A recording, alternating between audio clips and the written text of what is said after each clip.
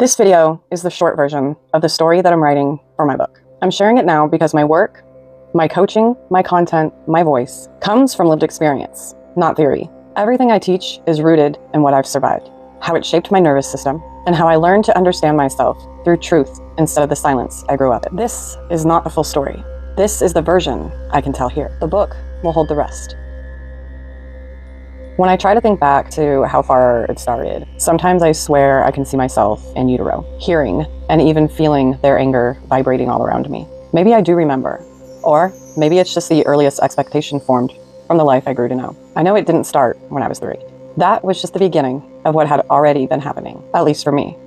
Years of wounds would culminate and eventually lead me to where I am today. Not the place I want to be, but the place that I'm very grateful to be in. Because most people never learn from the lessons that they experience in their lives. Never learn how to stand up for themselves. Never learn how to protect themselves. They never learn that making mistakes is okay, especially when you've been torn apart since the day you were born. When I was 3, that's when I remember it all starting. Laying on some brown, itchy carpet, watching the wind float the air and the rays of the sun coming through the window, like little fairy glitter sprinkling all around me.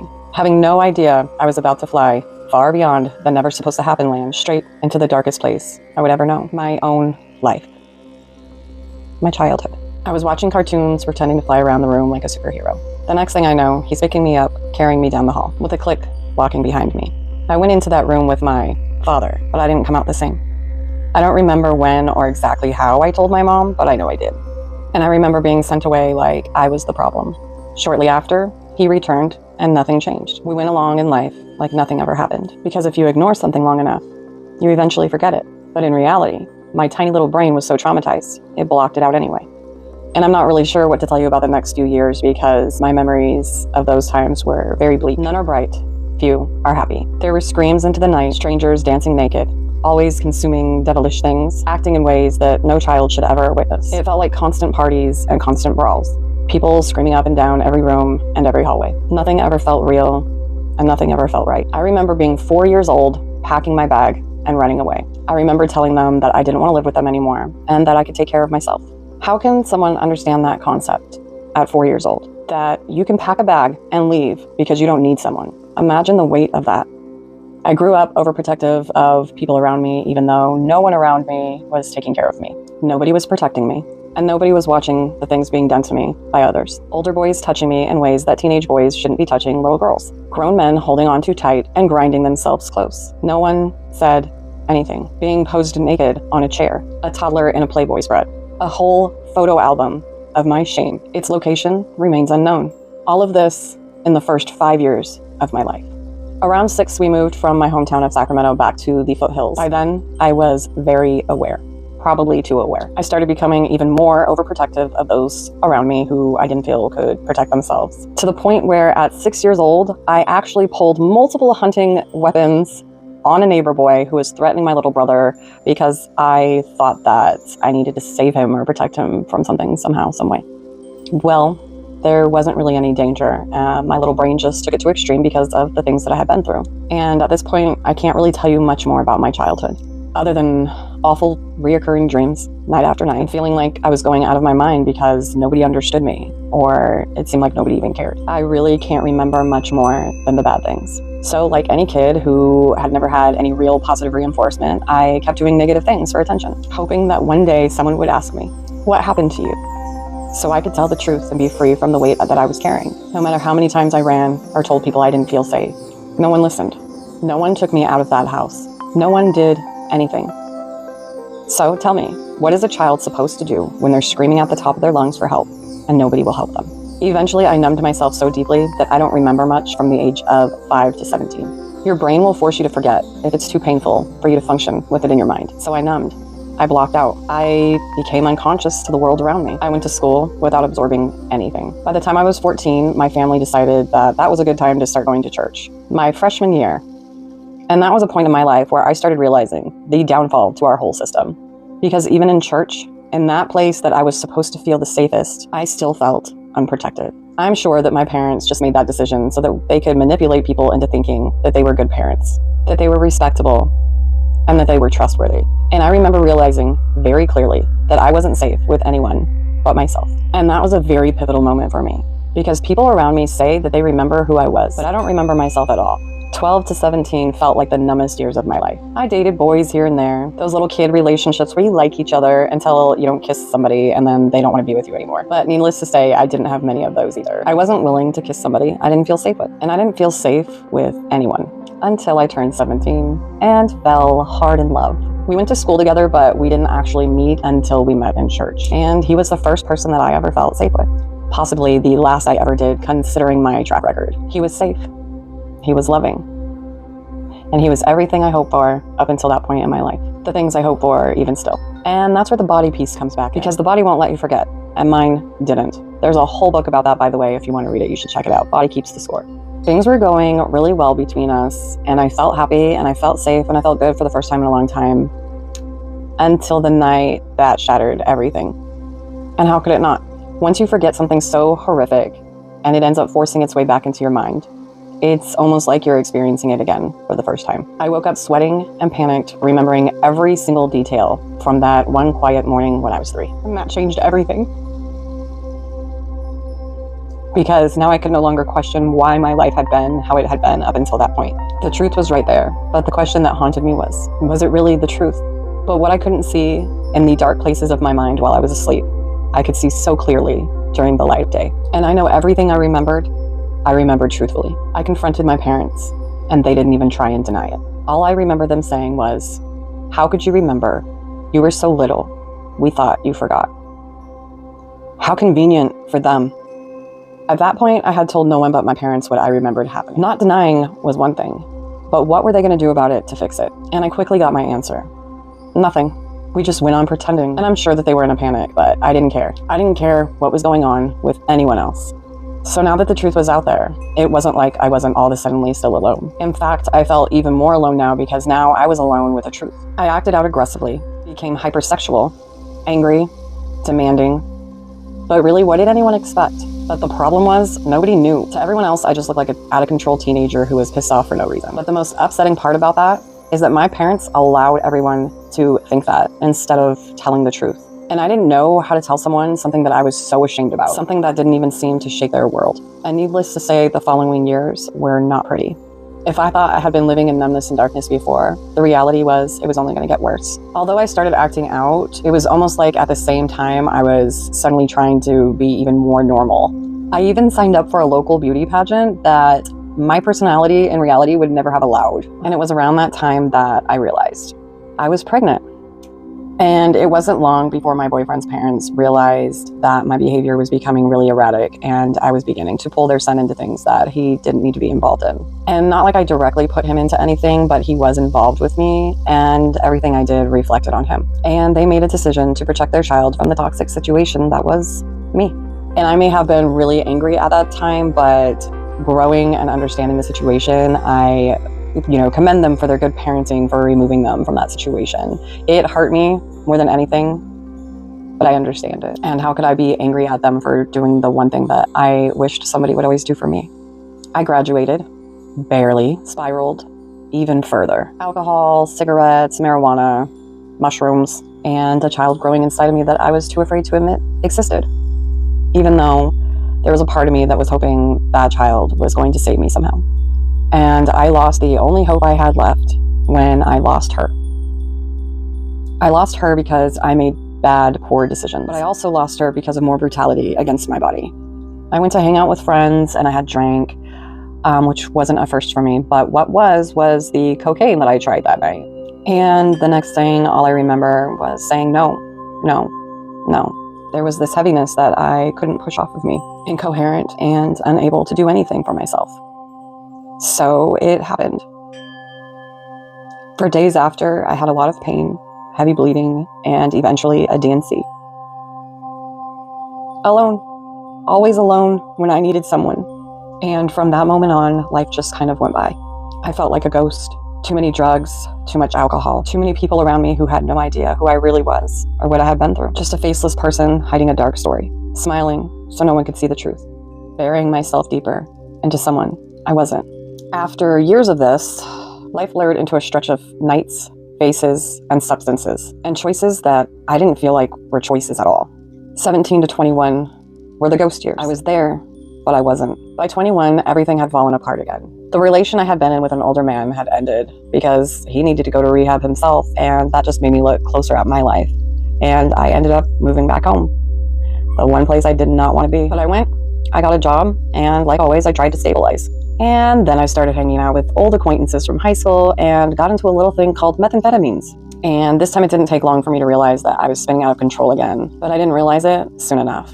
2 weeks after I turned 21, I had been drinking during the day and ended up talking to a friend and drove down to another town to go see them. And as fate would have it, two star-crossed young girls' paths collided, rather crashed, in an effort for the universe to change both of their lives that day.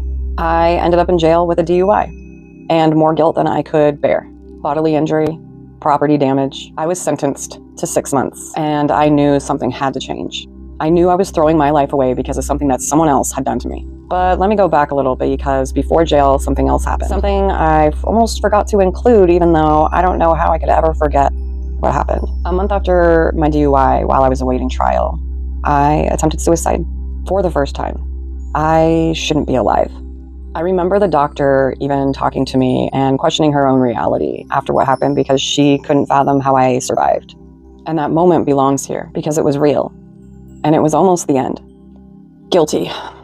I served my time, got out, started working again, was doing what I needed to do for myself, loving life and living again. And then I met a man who reminded me of the first man that I had ever loved. And when you finally feel safe again, no matter how false that safety is, you fall hard into it. Within 10 months, we were married and starting our new career as residential leasing manager team. And for the first time in a long time, all the things I had been searching for felt like they were finally mine.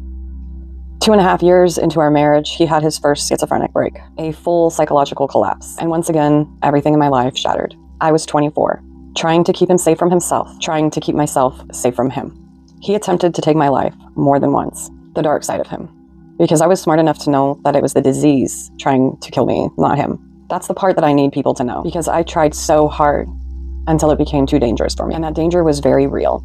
I also had to work multiple jobs, constantly have someone coming over and taking care of him because I couldn't trust him to be alone by himself. And then I realized that everything I wanted in my life was no longer a dream I could obtain with him. He wasn't willing to take care of himself, and I couldn't make that decision for him. I also couldn't do it for him. So I made one of the hardest decisions I ever had to make in my life. And I ended the marriage. I ended it so that he could be taken better care of, so that his family could provide him with the care that I couldn't. And after that, I went from one dead-end relationship after another, trying to find that thing that I've always been looking for. The first was a rebound. That lasted 2 years. It wasn't going anywhere. And even though I had been through all of that stuff, I still had goals in my life. The next lasted 5 years. And it was only the beginning of the domestic violence that I would end up suffering at the hands of the man I loved. When that ended, I thought I was changed. I thought I knew better. I thought I was smarter. I tried to rebuild my life on my own, knowing that I was strong enough to. And then I met him, the devil in disguise. Or, as he's referred to in my book, the demon child, aka my current husband. The man who abandoned me for another woman, the woman he told me I didn't have anything to worry about, or the other hundreds of women he was manipulating and abusing online and on dating sites. We met.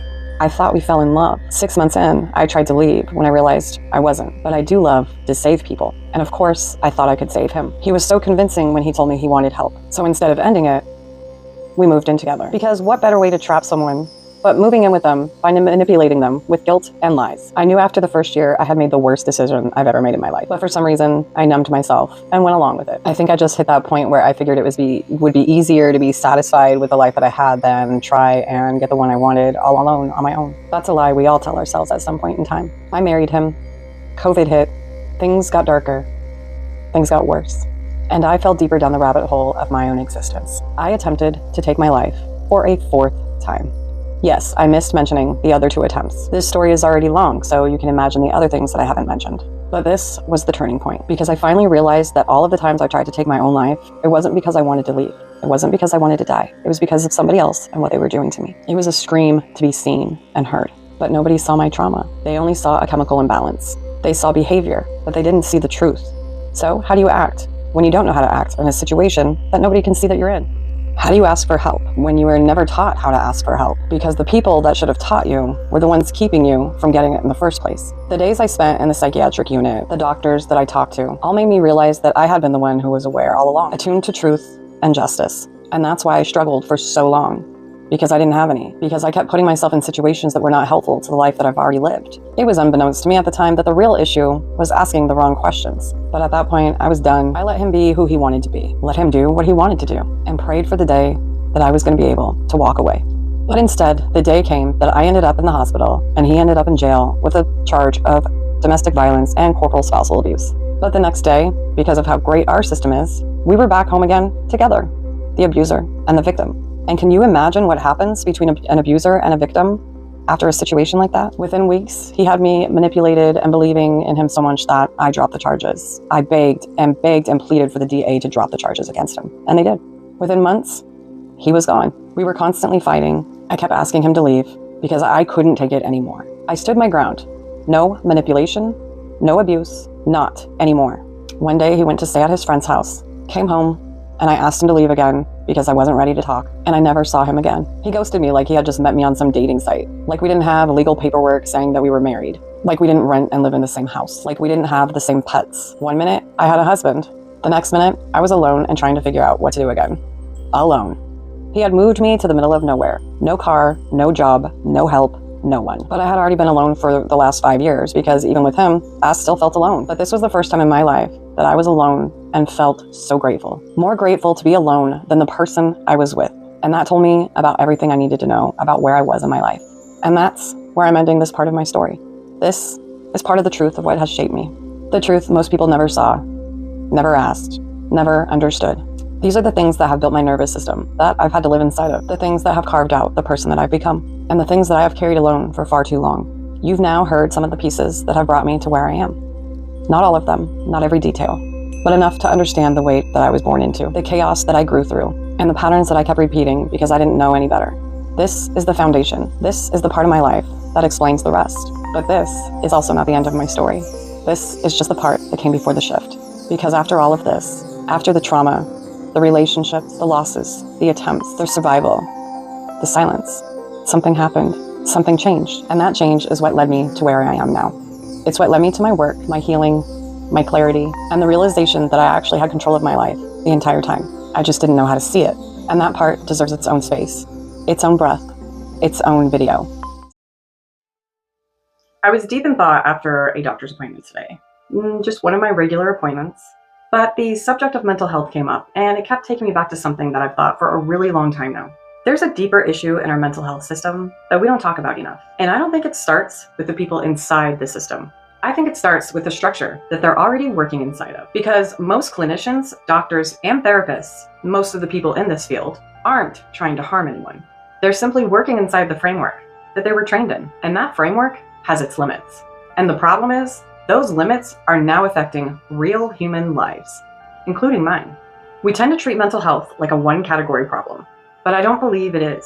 There are neurological and biological conditions that absolutely involve brain chemistry, regulation, and medication as an often valid and necessary support. And then there's trauma. And trauma is something very different. Trauma is not a disorder that appears out of nowhere. It's a nervous system adaptation to overwhelm, neglect, instability, fear, or emotional absence. It's not just what's wrong with you. It is what happened to you and what your system had to become in order to survive it. And here is where I think the system breaks people without even meaning to. We've built diagnostic models that tend to flatten those experiences into the same language, same category, same treatment logic, same assumptions. So what happens? People who are dealing with deep trauma histories get placed into treatment pathways that primarily focus on symptom management through medication. And again, I want to be very clear here. Medication's not always the enemy, and people who need it deserve access without stigma. But what happens when trauma is treated only through a chemical lens is that the root never gets addressed. The story never gets told. The nervous system never gets understood in context. And what I experienced personally was years inside of that cycle, being medicated heavily at different points, antidepressants, anti-anxiety, sleep medications, with different combinations of support over time. And during that time, the core of what I was actually engaging with wasn't even being addressed. Not because anyone failed me as an individual, but because the system isn't always designed to ask the deeper questions first. What happened to you? Instead, it often begins with, what is wrong chemically? And those are not interchangeable starting points, because if you start with the wrong question, you could still end up with real treatment, but not always the right kind of healing. And I think this is where we need to be honest as a society.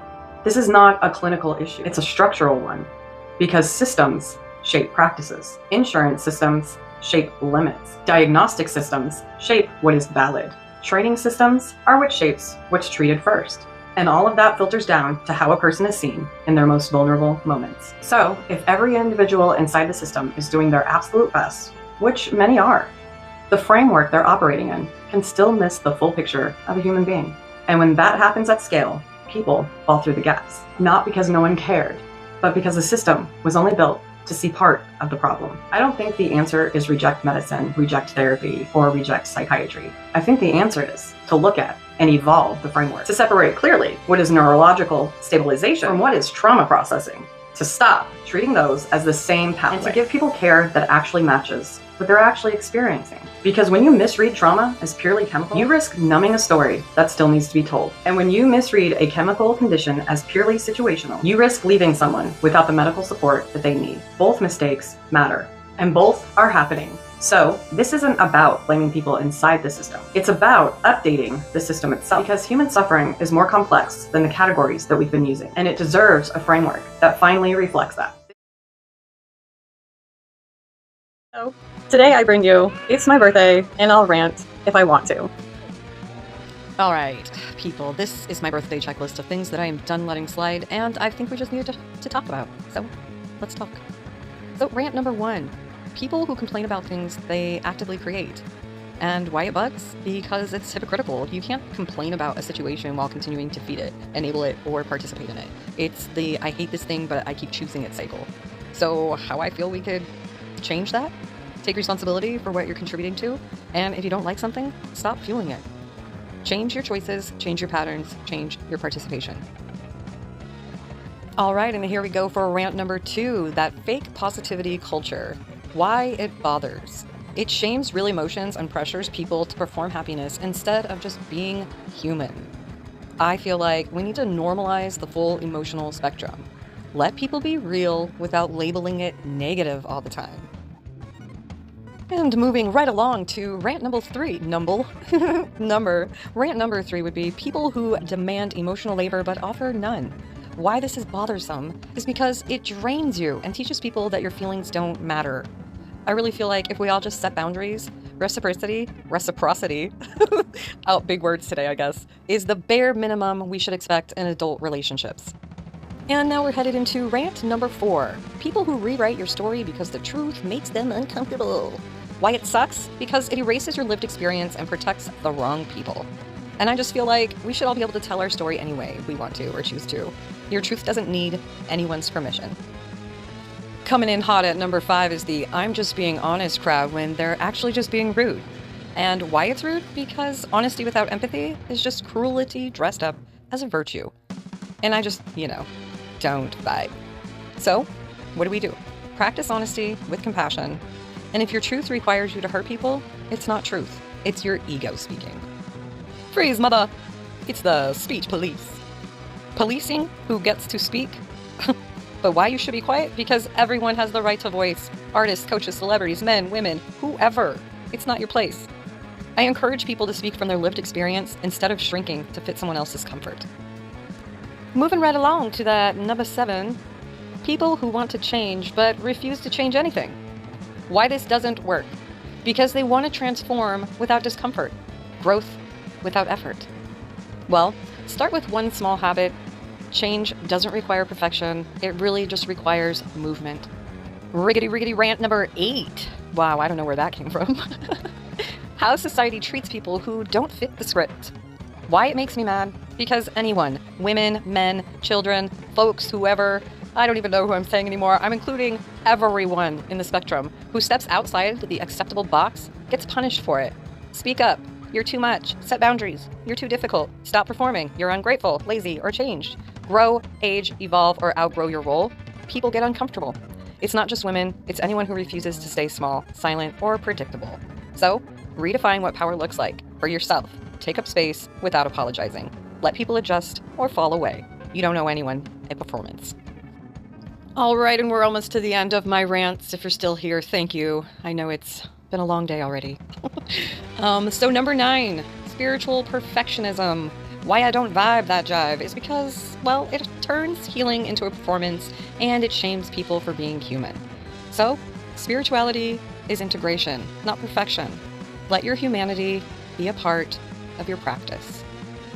And last but never the least, number 10, the pressure to be likable instead of being real. Why I think this is the dumbest shit I've ever heard? Well, because it keeps people small, it keeps people quiet, and keeps people disconnected from their actual voice. So, what do we do about that? Choose authenticity over approval every fucking time. The right people will stay, I promise. And as always, I love you guys. Thank you for being here. Thank you for listening to me. It's the greatest birthday present anyone could give me. I love you. Stay golden.